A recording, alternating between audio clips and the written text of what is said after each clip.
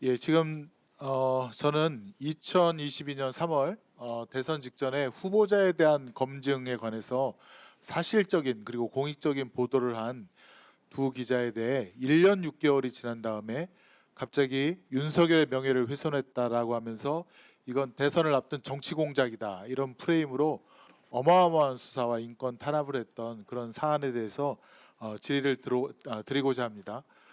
상기시켜 보시면 이게 지금 2023년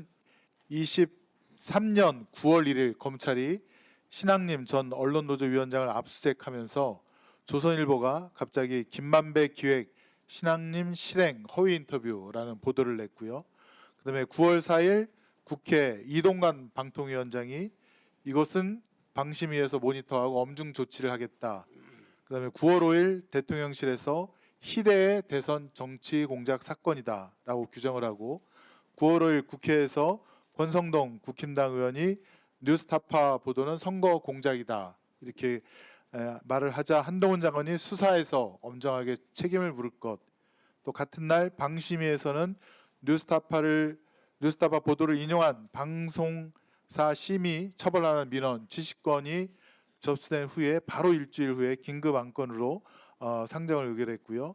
9월 7일 드디어 서울중앙지검이 움직이면서 대선 개입 여론조작 사건 특별수사팀 강백신 팀장으로 한 10여 명의 검사들로 구성을 하고, 그다음에 9월 8일 국회 국민의힘에서 대선 공작 게이트 진상조사단을 발족합니다.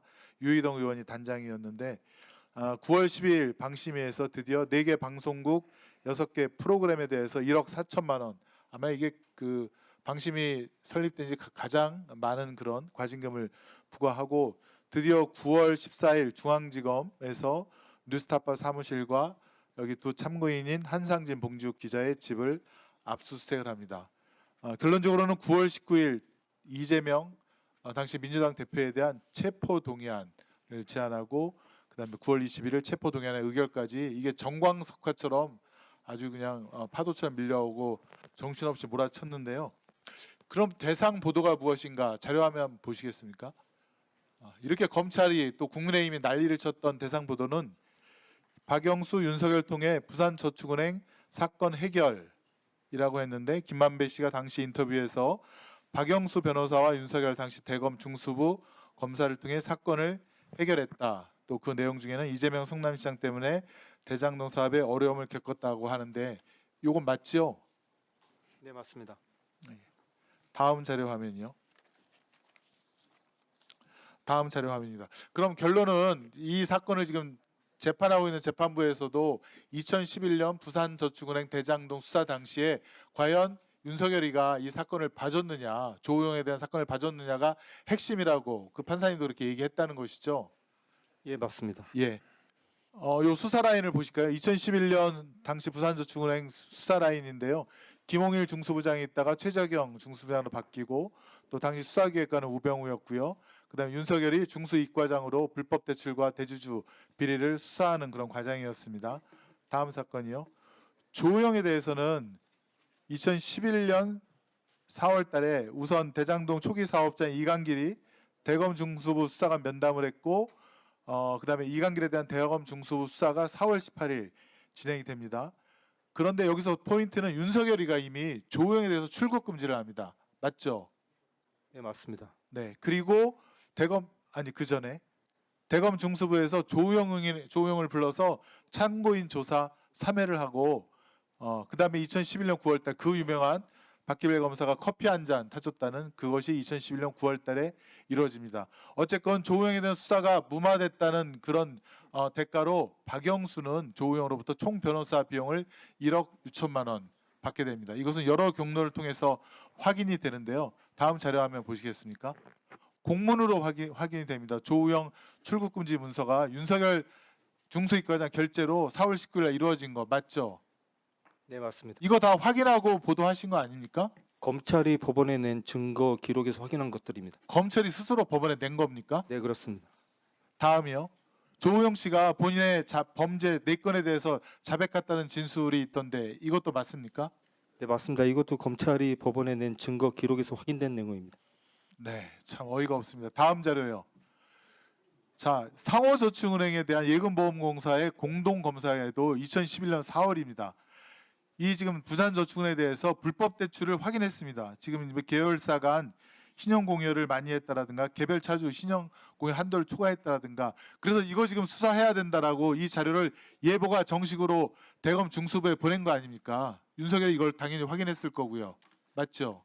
저게 이제 당시에 윤석열 대선 후보가 대장동 대출은 일반 대출이고 PF 대출 아니라고 그랬는데 그렇죠. 2011년 4월에 예보가 이거는 일반 대출이 아니고 부동산 PF 대출이 맞다라고 문건을 작성한 겁니다. 그렇죠. 공문으로 해서 당시 부산저축은행 특별수사팀에다 보낸 거고요.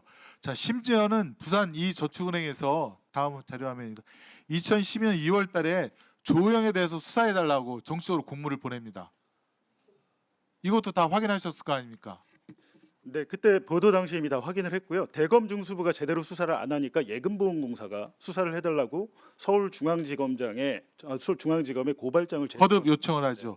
자, 다음이요. 이광길 씨 대장동 사업 초기 민간 사업자도 이런 증언을 합니다. 법정에서 차 한 잔 마시고 다행히 다 무마하고 그냥 왔다. 그러니까 다음 조사는 없을 것이다. 걱정하지 마라라고 재판장에서 이런 얘기를 했고요. 박영수 변호사를 산 덕에 잘 되었다라고 얘기를 합니다. 이철수 씨라고 조우영 사촌 형인데요. 마찬가지로 법정에서 2026년 3월달에 첫 번째 조사를 받고 난 다음에 조우영이 패닉 상태로 왔는데 두 번째 조사를 받고 난 다음엔 너무나 다른 분위기로 커피만 마시고 그냥 왔다. 윤석열 검사가 조우영 조사의 편리를 봐주었다라고 한 것이 포인트다라고 했고요. 조우영 씨 본인도 2021년 11월 달에 이런 얘기를 합니다. 본인이 2011년 4월, 5월경 대검 중수부에 3번 정도 출석해서 조사를 받았다.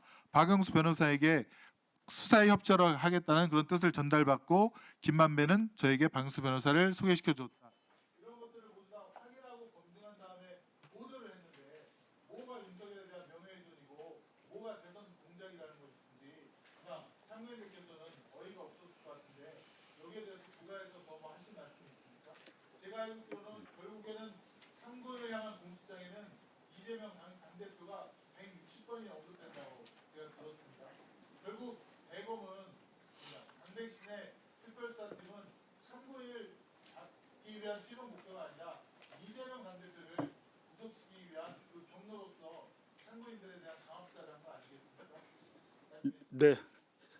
결국에는 이 사건은 이제 비판 언론을 옥죄기 위해서 한 게 아니냐 이렇게 했는데 제가 보기에는 2023년 1월 달에 이재명 민주당 대표에 대한 1차 구속영장이 체포동의안이 부결됩니다.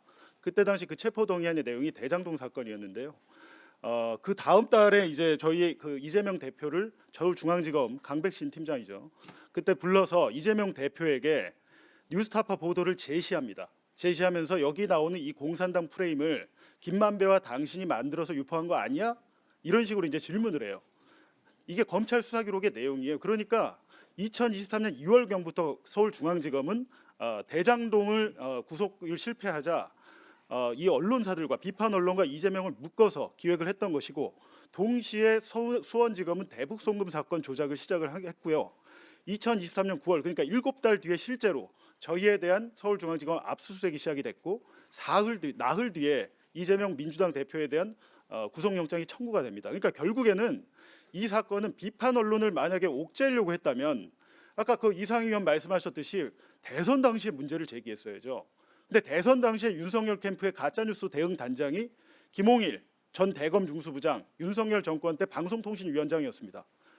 김홍일 위원장이 자신의 인사청문회 때 뉴스타파 보도에 대해서 저는 가짜뉴스라고 여기지 않았습니다라고 대답을 해요. 대선 당시에는 아무런 문제 제기를 하지 않다가 18개월 후에야 이 문제를 제기한 것은 결국에는 이재명을 잡기 위해서였다. 그렇게밖에 볼 수 없는 거죠. 저희가 지금 2년 가까이 지금 재판을 받고 있습니다. 그 2년 내내 저희가 재판에서 했었던 일은 2011년 대검 중수부 윤석열 수사팀의 수사를 되짚는 과정이었습니다. 엉망진창이었던 게 확인이 되고 있습니다. 조우영에 대한 봐주기 거의 확정적으로 확인이 되고 있습니다. 당시에 조우영을 봐주기 위한 의도가 아니었다면 이루어질 수 없는 수사가 이루어졌다라는 게 지금 확인이 되고 있습니다. 그리고 한 말씀만 더 드리면 저희가 최초의 공소장을 받아보고 제가 깜짝 놀랐습니다. 70쪽이 넘는 공소장이었는데요. 그중에 피해자라고 적시되어 있는 윤석열 씨만큼이나 이름이 많이 등장하는 게 이재명 당시 당대표입니다. 민주당 당대표입니다. 저희 사건하고 아무런 관계가 없고요. 저희 뉴스타파가 보도한 이 보도 내용과 민주당과 이재명을 연결시켜주는 증거는 그 어디에도 없습니다. 그런데 공소장 내용의 상당 부분이 이렇게 보인다 저렇게 보인다로 구성이 되어 있었습니다. 그리고 판사가 이대로는 재판할 수가 없다. 그 공소장을 변경해야 된다라고 얘기했을 때 검사들은 단 한마디 저항도 하지 않고 공소장 다 변경했습니다. 공소장을 총 3번 변경했습니다. 그래서 30여 쪽으로 줄어들었습니다. 이재명 관련된 부분이 다 날아갔습니다. 그런데도 불구하고 이 재판이 계속 진행되고 있습니다. 저는 이 재판이 부당하다고 생각합니다. 수사 기록도 7만 페이지나 된다고 했는데 그 양으로 사람 죽이는 거 아닙니까? 수사 기록이 총 5만 페이지 한 5, 6만 페이지 정도 되는 걸로 기억이 되는데요. 한 말씀만 드리면 저희 뉴스타파 보도 내용과 관련된 수사 기록은 사실 얼마 되지 않습니다. 대부분이 저희 사건과 아무런 관계가 없는 기록들이 대부분이었습니다. 수고하셨습니다. 예, 들어가십시오. 그 보도와 아무 관계가 없는 제 통신 기록도 다 털렸습니다. 박상용 녹음에는 주범을 이재명으로, 그리고 대장동 국정조사 과정에서는 검사들의 우리의 목표는 단 하나다, 이재명. 그리고 지금 뉴스타파 보도 관련해서도 모든 내용이 공소장의 절반이 이재명으로 들어가 있다가 그게 공소장 변경을 통해서 다 날라갔다, 이런 내용인 것으로 확인됩니다.